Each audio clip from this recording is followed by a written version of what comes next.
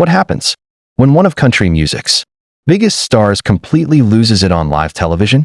Well, buckle up, because what went down between Keith Urban and Kelly Clarkson during what was supposed to be a routine interview will leave you absolutely speechless. The atmosphere in Studio 6B was electric that Tuesday afternoon. Keith Urban had just walked onto the set of the Kelly Clarkson Show, flashing his signature charm as he waved to the audience.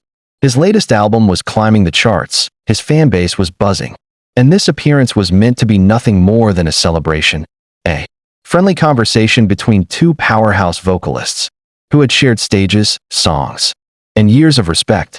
Kelly greeted him with her usual warmth, wearing that genuine smile that had become a trademark of her career.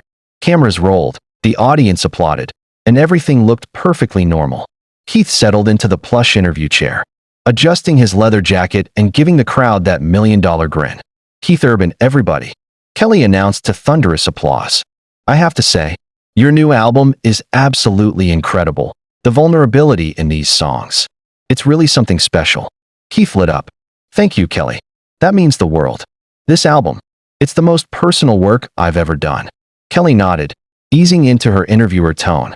"You've always been open about your journey, your struggles, your triumphs. But I have to ask, and I hope you don't mind."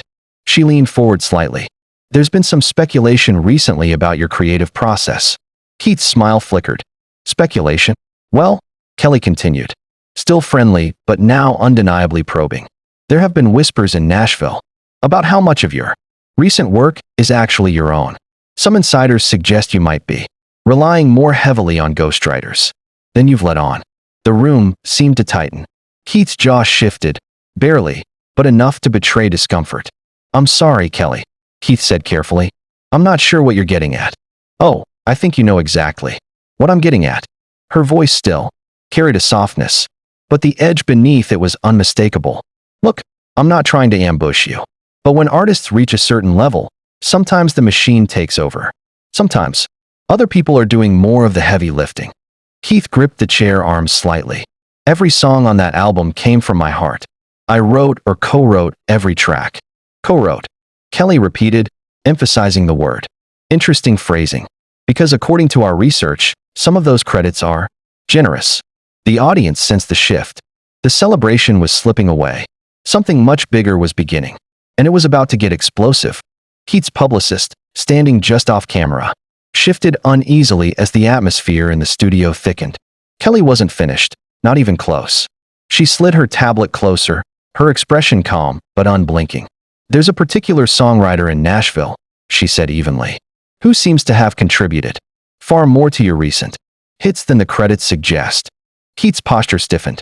"I've always been transparent about my collaborations. Country music is about community, artists lifting each other up." Kelly nodded slowly. "Community is beautiful, but there's a difference between collaboration and what some people are calling creative appropriation." She let the words land. "When an established artist takes a young songwriter's work and presents it as their own vision, that's not community. That's exploitation." Keith inhaled sharply. "That's completely false." "Is it though?" Kelly asked softly. "Because I have evidence." She swiped across the tablet and brought up a series of files. Emails, voice memos, original demo recordings. Keith went pale. "What emails?" he demanded, voice tightening. "I'm talking about Madison Clare," Kelly said, her tone still composed. The name hit the room like a detonated charge. Audience members leaned forward, sensing a shift from uncomfortable tension to something historic. "She reached out to our producers last week with very interesting documentation." Keith's eyes darted toward his publicist, who now looked like she was silently begging him not to explode. "Madison is a talented writer," Keith said cautiously. "We've worked together on a few projects." "Worked together?" Kelly echoed. "Or did she write the entire song while you watched, and then you decided you liked it enough to call it your own personal vision?" Keith's frustration broke through. "That is not what happened. You have no right to make accusations like that on national television." Kelly didn't blink. "I have every right to ask tough questions. And when a young songwriter comes forward with evidence that a major star may have taken credit for her work, that's a story worth telling." She turned the tablet toward him. Keith's face changed instantly. His jaw tightened, his cheeks flushed, and he blinked rapidly as if trying to find a version of reality where this wasn't happening in front of millions. "This is ridiculous," he muttered. "Is it?" Kelly asked. "Because what I'm looking at are voice messages Madison sent right after your writing sessions. She documented everything, every melody, every lyric." Keith swallowed hard. "And according to her," Kelly continued, "the inspiration came entirely from her." The studio fell silent. Tension vibrated in the air like static electricity.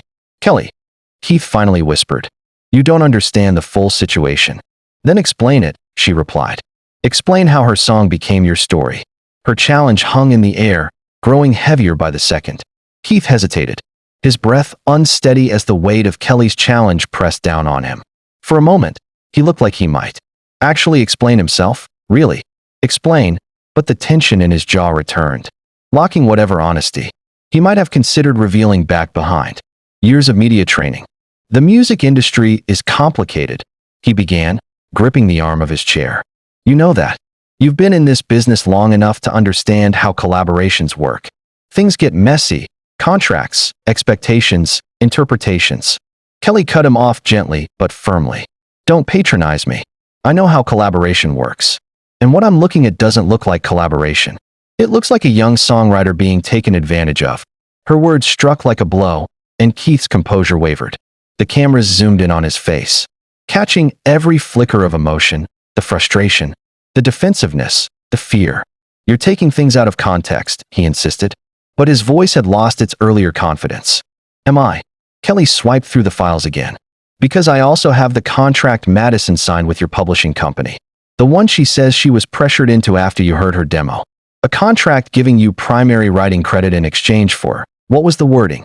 Ensuring the song receives industry-level attention." Keith's lips tightened. "She was compensated," he said quickly, too quickly. "Compensated," Kelly repeated. "She got co-writing credit buried in the fine print. Third out of 4 names. On a song she wrote entirely alone." The audience's reaction rippled through the room, soft whispers, startled glances, shifting seats. They could feel the unraveling happening in real time. Keith's voice rose. Madison knew what she was signing. She wanted the opportunity. She wanted fairness. Kelly shot back. She wanted mentorship, not manipulation. Keith pushed up from the chair slightly, then sat back down as his publicist flashed a discreet but desperate gesture to stay put. His control was slipping. "You don't know what really happened," Keith said, voice cracking with tension. "She needed guidance, direction. Her song wasn't ready. Did you ever think of that? Maybe I helped shape it into something the world actually wanted to hear." Kelly's eyebrows lifted. The studio air thickened again. "Are you saying," she asked slowly, "that taking her credit was for her benefit?" Keith hesitated, a fatal pause. "I made the song better," he finally said. "I turned it into something real, something that mattered." A stunned hush washed across the room. Even Keith seemed to realize. Keith stared at her, trapped between justification and collapse. "That's not what I meant," he said weakly. "But it is what you said," Kelly replied. Keith looked around again, at the cameras, the audience, the lights, his chest rising and falling rapidly. The cracks in his confidence had widened into fractures, and the entire room could see it. The tension inside Studio 6B was so thick it felt almost physical, like the air itself was bracing for impact. Keith Urban had arrived expecting the usual warm welcome, smiles, applause, and a comfortable chat about his rising album. Instead, the atmosphere had shifted into something sharper, heavier, and far more dangerous. Kelly Clarkson, known for her genuine warmth, sat across from him with an expression that carried questions much heavier than anything typically asked on daytime television, and Keith was beginning to sense it.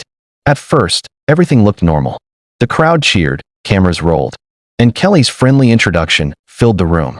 But beneath her smile, there was a firmness, a journalist's determination, that Keith failed to recognize until it was too late. She eased into the conversation, asking about his music, his inspiration, the emotional vulnerability he claimed shaped his latest album. Keith answered confidently, unaware that every word was leading him deeper into a trap he couldn't yet see. Then Kelly leaned in. Her voice softened, but her eyes sharpened. She brought up the whispers from Nashville, rumors questioning how much of Keith's new music was truly his. the instant her words left her mouth. The entire studio felt the drop in temperature. Keith's smile twitched, then faded entirely. From there, the momentum shifted fast. Kelly pressed harder, naming a young Tennessee songwriter, Madison Clare, whose alleged contributions had quietly shaped the very song Keith was promoting. And with every piece of evidence she revealed, Keith's composure cracked a little more. His hands tightened on the armrests. His jaw clenched. His tone grew sharper, less controlled. The charm he was known for evaporated, replaced by irritation. Then anger, then outright panic. Kelly's voice never rose. Her power came from calm persistence, from the certainty in her tone as she demanded the truth Keith had spent so long burying.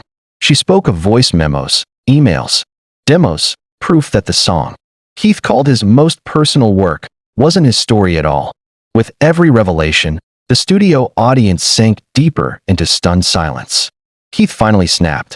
He stood abruptly, his voice raised, accusing Kelly of ambushing him, of destroying his name, of misunderstanding how the industry worked. But Kelly didn't flinch. She stood, too, matching his energy with unwavering conviction. Every time Keith tried to defend himself, Kelly countered with the truth he didn't want exposed. Then it happened, the slip he couldn't take back. In a moment of rage, Keith admitted he had taken Madison's raw, emotional ballad and made it better. The confession hung in the air like a thunderclap, and the look on his face told everyone he knew what he had just done. Defeated, shattered, Keith ripped off his microphone and stormed out of the studio. Kelly turned slowly toward the audience. "We'll be right back." But for Keith Urban, nothing would ever be the same.